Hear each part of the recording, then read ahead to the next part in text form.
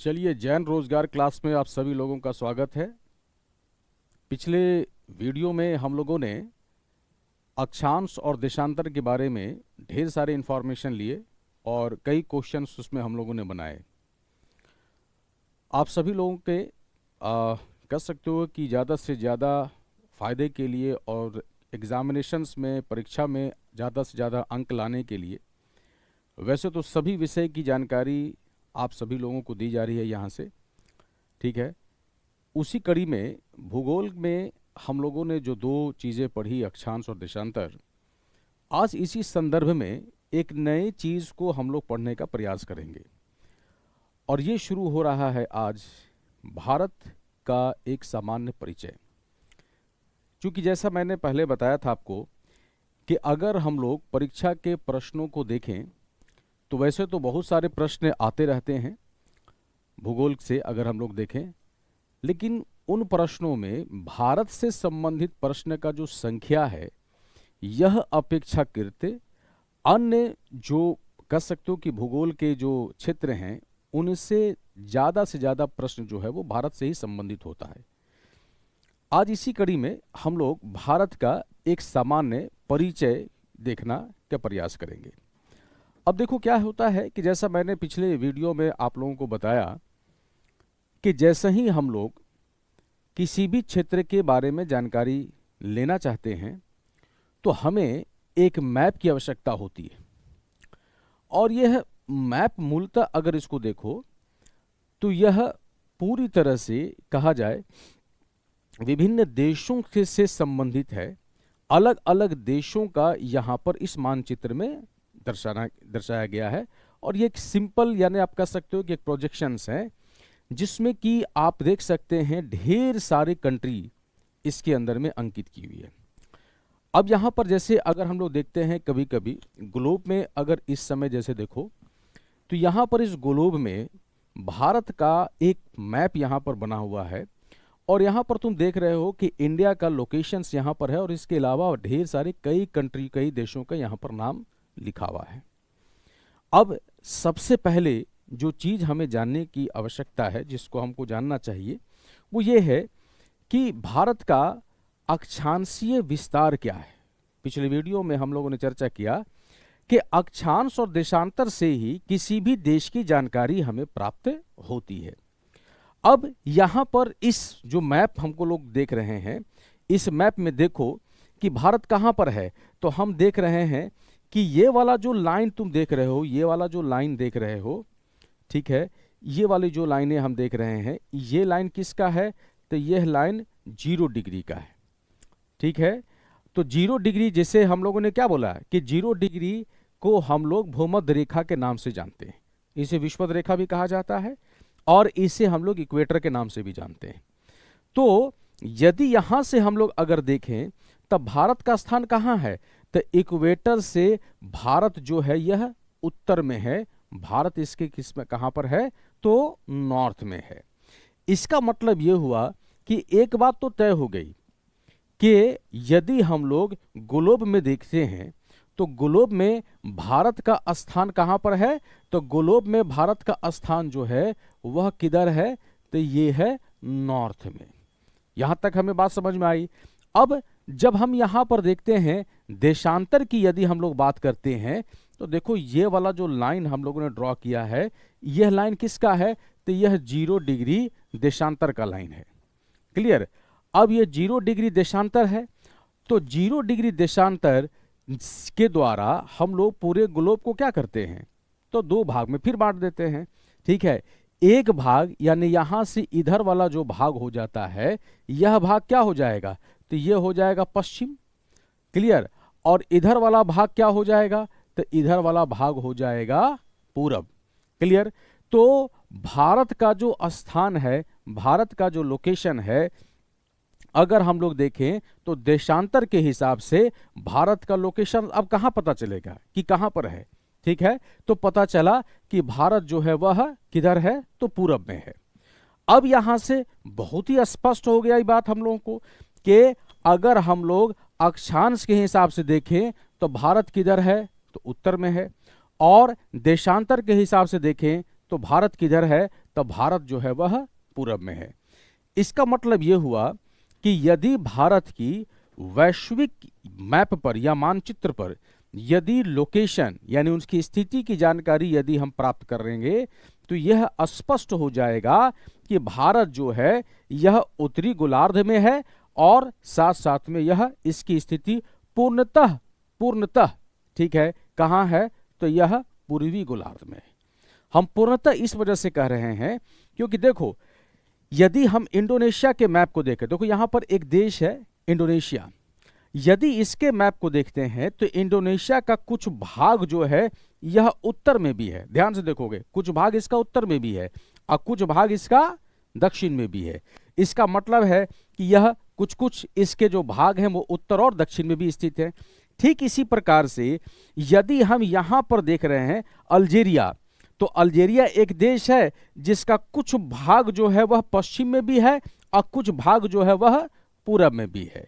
ठीक है, तो ये अगर देखा जाए तो ये कुछ उदाहरण हम तुमको दे रहे हैं, जैसे कुछ देश जो है वह उत्तर में भी है दक्षिण में भी है।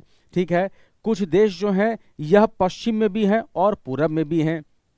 ठीक है, लेकिन उसी के जगह पर अगर हम देखते हैं ऑस्ट्रेलिया को, तो अगर ऑस्ट्रेलिया को हम देख रहे हैं तो यह पूर्णतः कहाँ तुम्हें नजर आ रहा है, तो यह पूर्णतः दक्षिणी गोलार्ध में नजर आ रहा है। क्लियर, तो अगर हम लोग देखो ऑस्ट्रेलिया जो है यह एक देश भी है और एक महादेश भी है, तो यह पूर्णतः कहाँ है, तो यह दक्षिणी गोलार्ध में है। इसी प्रकार से यदि हम लोग इस लाइन को बढ़ाते चले जाते हैं तो देखो ये इक्वेटर वाला लाइन को जब हम बढ़ाते चले जाते हैं तो अब यहां पर क्या हुआ कि अफ्रीका एक ऐसा महादेश है जो थोड़ा उत्तर में भी है थोड़ा दक्षिण में भी है। क्लियर, अफ्रीका एक ऐसा महादेश है जो कुछ पश्चिम में भी है और कुछ पूरब में भी है। क्लियर, लेकिन अगर हम देखते हैं एशिया महादेश को, तो एशिया महादेश का पूरा भाग जो है वह कहाँ है, तो यह पूरा का पूरा भाग जो है यह पूरब में स्थित है। क्लियर, और इसी एशिया महादेश में भारत है। अब यहां पर देखो क्या है कि एक पॉइंट्स को हमेशा नोट रखोगे कि संपूर्ण महादेश में जितने भी महादेश हैं विश्व के मानचित्र में, इन महादेशों में अफ्रीका ही एक ऐसा महादेश है जो उत्तरी गोलार्ध में भी है दक्षिणी गोलार्ध में भी है पश्चिमी गोलार्ध में भी है और पूर्वी गोलार्ध में भी है। क्लियर, जबकि अगर हम एशिया महादेश को देखें तो एशिया महादेश जो है ये थोड़ा सा दक्षिणी गोलार्ध में है लेकिन अधिकांश ये कहाँ है, तो उत्तरी गोलार्ध में है। यदि ऑस्ट्रेलिया को देखें तो ये कहाँ है, तो यह पूरी तरह से दक्षिणी गोलार्ध पर है। यदि हम लोग यूरोप को देखते हैं तो यूरोप कहाँ है, तो यह पूरा उत्तरी गोलार्ध में है। यदि हम लोग कह सकते हैं कि नॉर्थ अमेरिका को देखते उत्तरी अमेरिका को देखते हैं तो यह पूरी तरह से कहाँ है, तो उत्तरी गोलार्ध में है। लेकिन जैसे ही हम दक्षिणी अमेरिका की तरफ आते हैं तो दक्षिणी अमेरिका जो है ये थोड़ा सा उत्तरी गोलार्ध में है, ज्यादातर इसका भाग कहाँ है, तो दक्षिणी गोलार्ध में है। ठीक है, ये बताने का सिर्फ कारण मेरा ये था कि अगर मानचित्र में देखते हैं तो जैसे हम लोगों ने पुराने वीडियो में जैसे आपको बताया कि हमारा जो स्टार्ट था वो अक्षांश और देशांतर से क्यों था, क्योंकि अक्षांश और देशांतर के द्वारा आप मानचित्र पर यह पता लगा सकते हैं कि किसी देश की स्थिति, किसी महादेश की स्थिति, किसी प्रदेश की स्थिति कहां पर है। ठीक है, अब देखो क्या है, तो ये बात तो एकदम तुमको याद हो जाएगा कि इंडिया कहां है, तो इंडिया जो है यह पूरी तरह से उत्तरी गोलार्ध में है। इंडिया किसका भाग है, तो इंडिया जो है वह एशिया महाद्वीप का भाग है। और एशिया महाद्वीप में इंडिया कहां पर है, तो एशिया महादेश में इंडिया का जो लोकेशन है यह दक्षिण में है। इंडिया का लोकेशन कहां पर है, तो एशिया महादेश में इंडिया के लोकेशंस को यदि हम देखें तो एशिया महादेश में इंडिया का लोकेशंस कहां है, तो इंडिया का लोकेशन जो है इस महादेश में दक्षिण में है। क्यों, क्योंकि देखो यहां पर इसका लोकेशंस है और ये वाला जो एरिया हम देख रहे हैं यह तीनों ओर से समुद्र से घिरा हुआ है, समुद्र से घिरा हुआ है। अब देखो एक बार यहां पर ध्यान से देखो, जैसे हम यहां पर चर्चा कर रहे हैं कि एशिया महादेश में इंडिया का लोकेशंस कहां है, तो हम कह रहे हैं कि इंडिया का लोकेशन जो है यह दक्षिण में है। और दक्षिण में भी अगर हम इंडिया के लोकेशंस को देख रहे हैं तो यहाँ पर पता ये लग रहा है कि इंडिया का लोकेशन जो है ये दक्षिण में होने के साथ साथ में इस तरह से यह पूरी तरह से घिरा हुआ है। किससे? तो जलीय भाग से घिरा हुआ है। अब याद रखोगे, यदि कोई भी क्षेत्र, कोई भी प्रदेश अगर तीनों ओर से जल से घिरा होगा तो ऐसे क्षेत्र को हम क्या कहते हैं? तो ऐसे क्षेत्र को हम कहते हैं प्रायद्वीप। ठीक है, ऐसे क्षेत्र को हम क्या बोलते हैं? तो ऐसे क्षेत्र को हम बोलते हैं प्रायद्वीप, जिसे अंग्रेजी में कहा जाता है पेनिनसुला। ठीक है, तो अब यहां पर देखो बहुत ही क्लियर कट है, क्या भारत जो है यह एक द्वीप है? तो भारत एक द्वीप नहीं है। क्यों द्वीप नहीं है?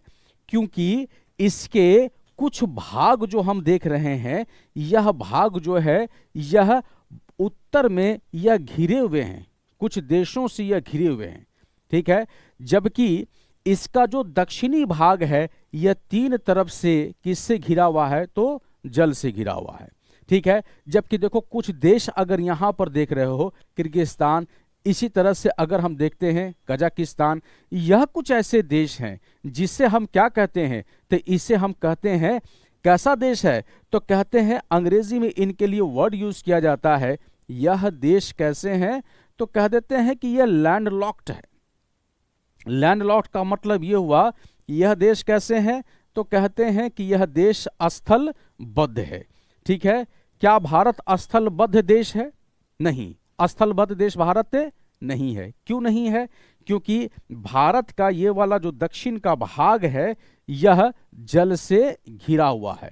तो तीन तरफ से जल से घिरा हुआ है, इस वजह से भारत जो है यह न तो द्वीप है और न ही ये पूरी तरह से लैंडलॉक्ड है, बल्कि क्या है? तो यह एक प्रायद्वीप है। ठीक है, एकदम आराम से नोट करते चले जाइए। पहला पॉइंट्स यहां पर यह है कि भारत की स्थिति यदि ग्लोब पर देखा जाए तो भारत की स्थिति ग्लोब पर उत्तर में है। ठीक है, यदि एशिया महादेश के हिसाब से देखा जाए तो भारत की स्थिति इसके दक्षिण में है। क्लियर? और यदि भारत की लोकेशंस को अगर देखा जाए तो इस दक्षिण में इसकी स्थिति कैसी है? तो इसकी स्थिति प्रायद्वीप है। यहां तक याद रखो। अब देखो क्या है, तो यहां पर बहुत ही क्लियर कट हो गया कि भारत जो है वो उत्तरी गोलार्ध में है, भारत पूरी तरह से पूर्वी गोलार्ध में है, और साथ साथ में इसकी स्थिति क्या है? तो इसकी स्थिति एक प्रायद्वीपीय है। ठीक है, तो अब देखिए क्या है कि दो तीन पॉइंट्स को बड़ा ध्यान से नोट करते चले जाओ और याद भी रखते चले जाओ। पहला पॉइंट ये है, भारत कहां पर है? तब भारत की स्थिति जो है यह किधर है? तब पहला पॉइंट कहता है भारत की स्थिति जो है यह पूरी तरह से, भारत कहां स्थित है? तब भारत पूरी तरह से उत्तरी गोलार्ध में है। उत्तरी गोलार्ध में क्यों है? क्योंकि यह भूमध्य रेखा से उत्तर में है। और ये उत्तरी गोलार्ध की जानकारी हमें कहां से प्राप्त हुई? तो यह जानकारी हमें प्राप्त कहां से हुई है? तो यह प्राप्त हुई है इसकी अक्षांशीय स्थिति के कारण। अक्षांशीय स्थिति के कारण यह पता चला है कि भारत उत्तरी गोलार्ध में है। दूसरा कि भारत जो है यह पूरी तरह से कहां है? तब भारत पूर्वी गोलार्ध में है। और पूर्वी गोलार्ध की जानकारी हमें प्राप्त कहां से हुई? तो यह जानकारी हमें प्राप्त हुई है किसके द्वारा? तो यह जानकारी प्राप्त हुई है देशांतर के द्वारा। ठीक है, तो देशांतर की स्थिति के कारण भारत की स्थिति के बारे में हमें पता चला। ठीक है, उत्तरी गोलार्ध में भारत है, इसकी जानकारी क्वेश्चन में पूछेगा कि यह कैसे पता चलता है, किस आधार पर यह पता चलता है कि भारत की स्थिति उत्तरी गोलार्ध में है। ठीक है, तुरंत जवाब हमारे सामने होगा कि इसका जवाब हमें कहां से मिलता है? भारत की अक्षांशीय स्थिति के कारण। भारत पूर्वी गोलार्ध में है, यह जानकारी आपको कहां से मिला है? तो यह जानकारी मिला है हमें इसकी देशांतरीय स्थिति के कारण। क्लियर? तो अब जब यहां पर ये सारे पॉइंट्स लिखे हैं तो स्वाभाविक है कि आपको जानकारी भी होनी चाहिए कि भारत की अक्षांशीय स्थिति क्या है। तो अब देखो क्या है कि जैसे अक्षांशीय स्थिति का अगर बारे में बात किया जाए तो भारत जो है यह 8 डिग्री 4 मिनट नॉर्थ से लेकर के, और अधिकतम कितना है, तो यहाँ लिखते हैं कि 37 डिग्री 6 मिनट नॉर्थ। ठीक है। और यदि अंडमान निकोबार द्वीप समूह को भी जोड़ लिया जाए तो हमारा क्या होगा, 6 डिग्री 4 मिनट नॉर्थ। अब देखो क्या है कि हम जब डिग्री लिख रहे हैं तो उसके बगल में हम लोग नॉर्थ और नॉर्थ हर जगह लिख रहे हैं। ठीक है। दक्षिण में भारत का ये दक्षिणी भाग है, फिर भी हम नॉर्थ लिख रहे हैं। यहाँ पर ये उत्तरी भाग है, यहाँ पर भी नॉर्थ लिख रहे हैं। इस आधार पर हमें पता चला कि अक्षांशीय स्थिति के आधार पर हमें यह जानकारी मिली कि भारत कहाँ है, तो भारत पूरी तरह से उत्तरी गोलार्ध में है। क्लियर। भारत पूर्वी गोलार्ध में है, यह जानकारी कैसा मिला है, लिख रहे हैं देशांतरी स्थिति। ठीक है। तो अब देशांतरी स्थिति क्या है भारत की, तो देशांतरी स्थिति हम यहां पर लिख रहे हैं 68 डिग्री 7 मिनट पूरब से लेकर, ठीक है, और यहां पर कितना है, तो लिख रहे हैं 97 डिग्री 25 मिनट पूरब। क्लियर। तो अब देखो क्या है, भारत का अगर देखें लोकेशन के हिसाब से ये भाग किधर है, तो ये भाग भारत का पश्चिमी भाग है। गुजरात जो है ये कहाँ है, तो पश्चिम में है। राजस्थान किधर है, तो पश्चिम में है। लेकिन हम यहाँ पर क्या लिख रहे हैं, तब पूरब लिख रहे हैं। इसका मतलब है हम ग्लोब के आधार पर इसको बताने का प्रयास कर रहे हैं कि ग्लोबल अगर पोजीशन में देखा जाए तो भारत किधर है, तो भारत पूरी तरह से पूर्वी गोलार्ध में है। ठीक है। और इसकी स्थिति, ठीक है, 68 डिग्री 7 मिनट से लेकर के 97 डिग्री 25 मिनट पूरब में है। क्लियर। तो अब अगर हमसे क्वेश्चन पूछा जाए कि बताओ भारत पूरी तरह से पूर्वी गोलार्ध में है, ये जो जानकारी आप लिख रहे हैं ये जानकारी कैसे मिला है, तो ये जानकारी हमें मिली है भारत की देशांतर की स्थिति के आधार पर हमें पता चला कि भारत जो है यह पूरी तरह से पूर्वी गोलार्ध में है। यहां तक पॉइंट समझ में आ गया। अब एक छोटा सा जो चीज है, पॉइंट है, उसको नोट रखोगे। देखो यदि मुख्य भारत के बारे में चर्चा किया जाए कि मुख्य भारत में भारत का विस्तार कहां पर है, तो देखो मुख्य भारत जो है ये 8 डिग्री 4 मिनट नॉर्थ से है। ठीक है। और अंडमान निकोबार जो द्वीप समूह है, ठीक है, अंडमान और निकोबार जो द्वीप समूह है यह भारत का एक अभिन्न अंग है और ये थोड़ा और दक्षिण में है। यहां पर हम इसको लिखते हैं ये 6 डिग्री 4 मिनट नॉर्थ है। यदि संपूर्ण भारत का, जिसमें कि भारत की जो मुख्य भूमि है और साथ साथ में यदि इसके द्वीप के भी अगर स्थिति के बारे में अगर इसको बताएं तो भारत की स्थिति कहाँ है, तो ये भारत जो है वह, अगर इसका सबसे दक्षिणी भाग पूछा जाए, ठीक है, मुख्य भूमि का, तब तो हम यह लिखेंगे। और अगर संपूर्ण भारत के दक्षिणी भाग के अगर बारे में अक्षांशीय विस्तार के बारे में पूछा जाए तो ये पता चलेगा 6 डिग्री 4 मिनट नॉर्थ है। यहां तक आप पॉइंट को समझ गए। अब देखो एक और चीज को समझते चलो।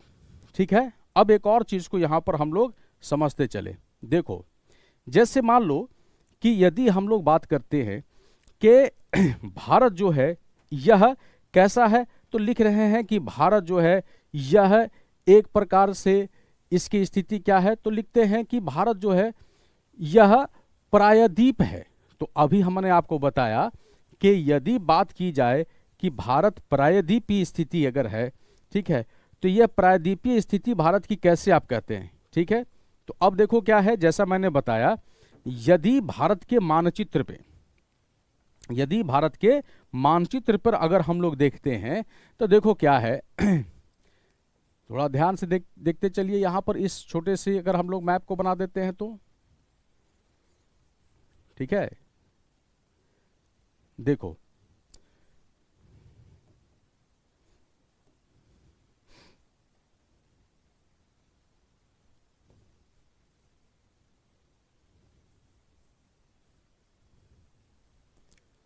यदि ये अगर एक रफ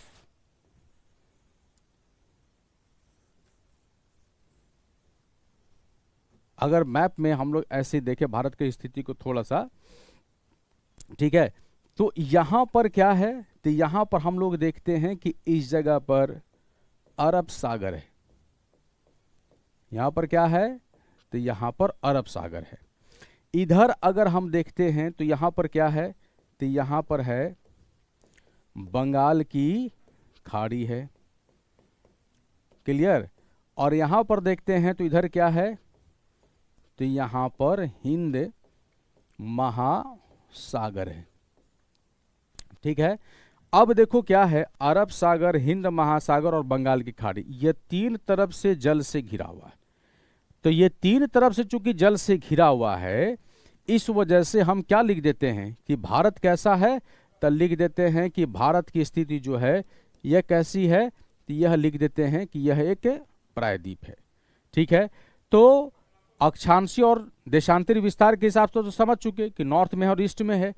और भारत की स्थिति, ग्लोबल स्थिति के आधार पर अगर बताया जाए कि यह कैसा है, ठीक है, क्या यह एक द्वीप है, ठीक है, तो कहेंगे कि नहीं, यह द्वीप नहीं है। क्या यह स्थलबद्ध देश है, क्या यह स्थलबद्ध देश है, ठीक है, तो कहेंगे कि नहीं है। ठीक है, तो क्या है ये, तो लिखेंगे कि भारत एक प्रायद्वीप है। क्यों कह रहे हैं कि प्रायद्वीप है, क्योंकि ये तीन तरफ से जल से घिरा हुआ है। इसी वजह से ग्लोब पर यानी मानचित्र पर अगर कोई भी स्थान तीन तरफ से अगर जल से घिरा हुआ होगा तो उस क्षेत्र विशेष को हम क्या बोलते हैं, तो उस क्षेत्र विशेष को हम लोग बोलते हैं प्रायद्वीप। यहां तक याद रहेगा। अब देखो क्या है कि इस सभी चीजों को जानने के बाद अब हमें एक और जानकारी यहां की प्राप्त करनी है। और जानकारी ये लेना है कि जब हम ऐसा लिखते हैं कि भारत की स्थिति कुछ इस प्रकार की है कि यह कुछ स्थान से जल से घिरा हुआ है, तो स्वाभाविक है कि आपसे क्वेश्चन पूछा जा सकता है कि बताओ कि अगर ऐसा है तो उत्तर में और दक्षिण में इसके आसपास में कौन कौन से देश हैं। ठीक है, यानी कि पड़ोसी देश इसके कौन कौन से हो सकते हैं, तो इसके पड़ोसी देश कई ऐसे हो सकते हैं। ठीक है, अब अगर हम जो जैसे नॉर्थ में अगर हम लोग देखते हैं उत्तर में, तो उत्तर में इस जगह पर ये कई देशों से घिरा हुआ है। ठीक है, अगर हम लोग एक बार मानचित्र पर वापस आते हैं तो देखो यहां पर अगर हम लोग देख रहे हैं तो उत्तर में यह भाग जो है यह कई देशों से घिरा हुआ है।